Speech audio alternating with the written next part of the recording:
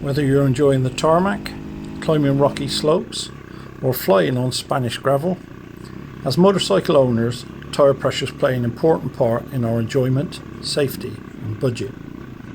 For dual sport and adventure bike riders, tyre choice and pressures for the mixed surface environments we ride on, it becomes a whole lot harder. Please remember, I'm not a tyre professional. My calculations are merely an example of a theory I am exploring.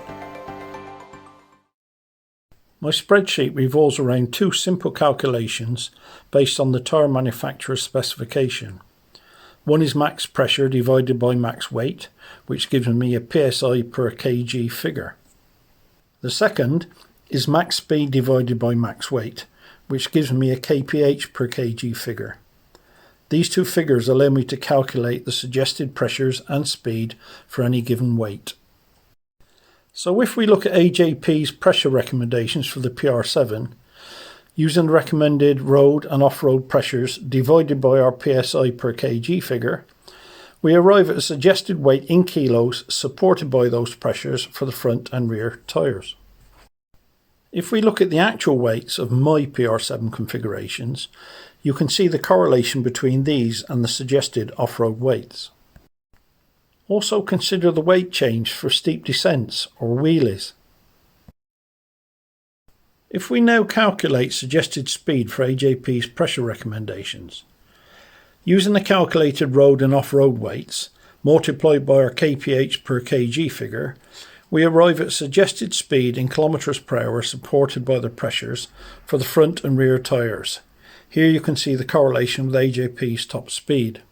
Having established there is a fairly good correlation between the suggested weight and speed to AJP's specifications, I was able to apply these calculations to my own PR7.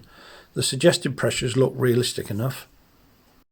The suggested speeds also look realistic, so I decided to produce a calculating list in half PSI increments to better see the information and allow me to play with tyre pressures to see the effects on weight and speed. This is part of it. It shows the suggested weight and speed supported for any selected pressure and highlights the standard weights for the bike with rider and full pack, shown in blue and crimson. The front wheel weight is the same in both scenarios. The pale green area represents AJP's specified range. The spreadsheet rounds up to the next pressure band for visual presentation. Having used my Dunlop Trailmax Mission tyre specification for the initial calculations, I wanted to see what a different tyre spec would look like. I had the Michelin Desert Race tyres that came with the bike, so I dropped them into the spreadsheet to compare. You immediately see the difference in PSI and speed. The weight handling remains the same.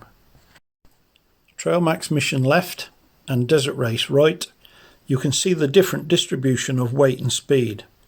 The dedicated dirt tyre looks able to handle the weight better at lower pressures, which is what you would expect.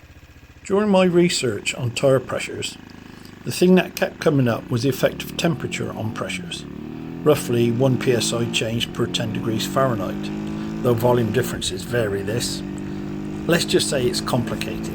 I realised that because I usually set my tyre pressures in my warm garage, once I go out riding in hot or colder temperatures, the pressure changes could have an impact on tyre wear and grip, so I decided to add in some calculations to show this. I selected this arbitrary range of figures to see the changes caused by temperature when I leave my garage. These changes have no relevance if your pressures are set in the environment you use them in, but how many of us have ridden over a mountain range where there are warm temperatures at the bottom and near freezing at the top?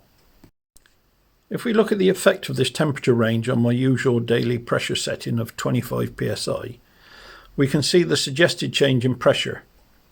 I tend to use 25 psi in summer when pressure is likely to rise and 27 psi in winter. It just keeps things in safer parameters, I feel. If we calculate the weight supported by each psi for changes in temperature, we can relate them to the suggestions calculated for my PR7.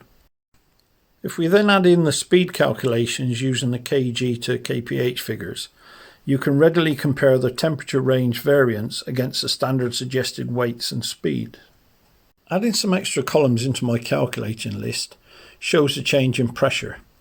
in this case for my winter ride threshold of 8C or 46.4 Fahrenheit. The temperature effect also indicates the pressure I should use when setting pressures inside my garage before riding out. As I've gone through this process, and in particular after watching the freeze frame changes to tyre shape with pressure in my first video, I've come to realise that the key component and indicator for my tyre pressure is speed. And that is what I now use to select my pressure, with of course one eye on the terrain I will be riding and the weight I will be carrying. For now, with the Dunlop Trailmax Mission tyre, these are the pressures I use as a guide when riding my PR7. So far the wear has been good, traction on and off-road has been notably improved, and I have had no punctures to date. I am certain that the speed to weight relationship for tyres is a curve, not straight as in my calculations, but I had to start somewhere. Thanks for staying awake during this sleep-inducing video. Here's wishing you all good traction. Stay safe.